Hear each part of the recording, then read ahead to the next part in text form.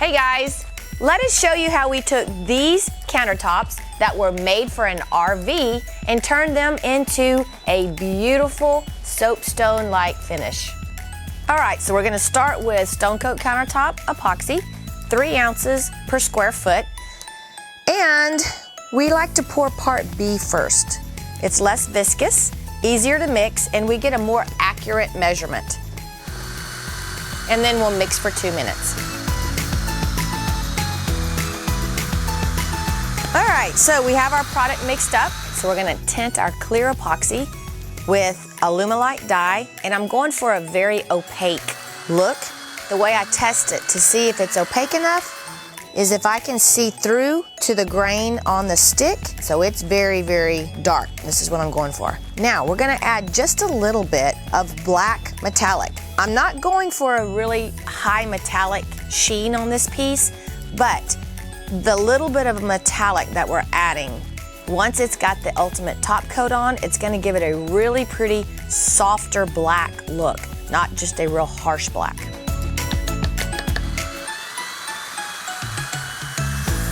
I reserved a little bit of clear, and that's when I'm gonna tint white, and that's gonna give us our veins. Again, I want this to be an opaque tint. All right, we're gonna take the tinted epoxy, pour it on the surface. Take our trowel. When I do that, I like to take the material and just mix it up once I get it on the surface, just to ensure that all is mixed up well. As I trowel, I'm not gonna push it over the edges the first time.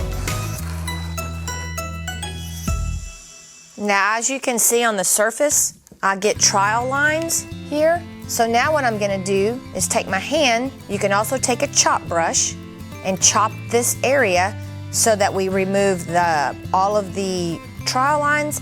Also, we'll get one more layer of insurance that our product is mixed correctly. I really like using my hands because I can take that product, roll it over the edge and underneath. That way my drips, as they flow over the edge, won't build a dam or a little reservoir from surface tension. Paying close attention to my edges, making sure I'm getting the product over. You can see just a little bit of that mica powder coming through the black opaque. By rubbing my hands on the edges, I can ensure that I'm not gonna have any surface tension and the epoxy is gonna flow over evenly. Now we'll come back and torch.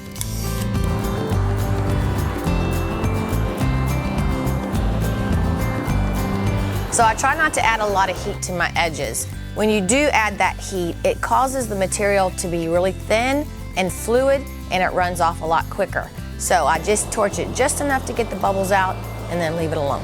If you ever want to do just a very simple, classic, solid black finish, this is a great recipe.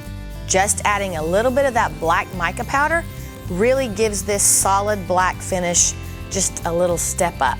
So I don't know if you can see all of the swirling that's going around with the mica powders, but just that is very, very cool. A lot of the finishes that we do where we use veins, I tell you guys to let your epoxy kind of set in the cup a little bit to set up so it doesn't move and your veins stay very crisp. That's not what I want to do on this piece. I actually want my veins to soften out after I put it into the fresh epoxy. So we're gonna go just straight with pretty fresh epoxy. All right, so I have a little trick for you guys. I wanna be able to lay down veins pretty distinct and have a lot of control when I lay them down. So I'm gonna take my white and I'm gonna pour it into a baggie, and then I'm gonna trim a very tiny piece because I want pretty small veins. So we're gonna test it. There we go, that's about the width I want them. So I know that the hole is the right size. I'm gonna do very simplistic veins. I don't want this to be super busy. I want it to be very classy. All right, so I'm just gonna kind of start laying down my veins. Don't overthink this, guys. Just as you start laying them down, just run it across. Now I'm gonna come back. I'm not really worried about staying on the exact pattern. I kind of like how it does that. And then I'm gonna come here, here. I'm not worried about that drip because I'm actually gonna kind of like how it works out when I hit it with the next step.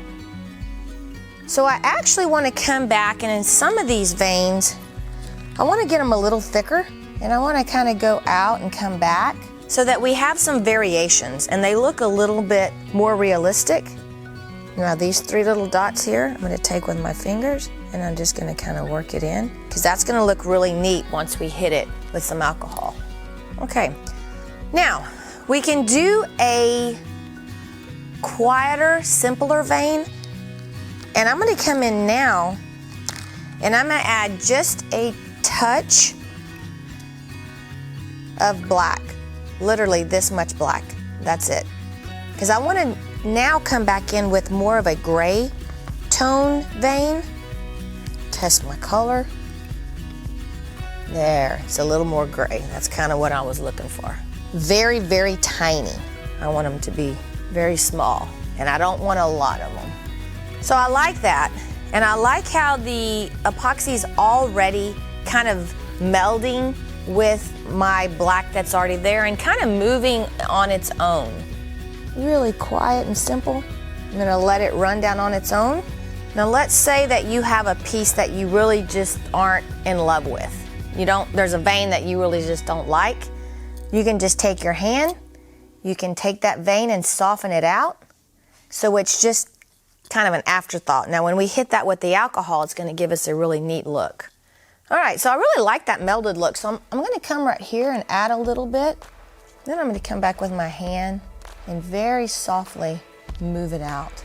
Gonna let that sit for about 5 minutes. Let it continue to move a little bit on its own, and then we're gonna go to the next step.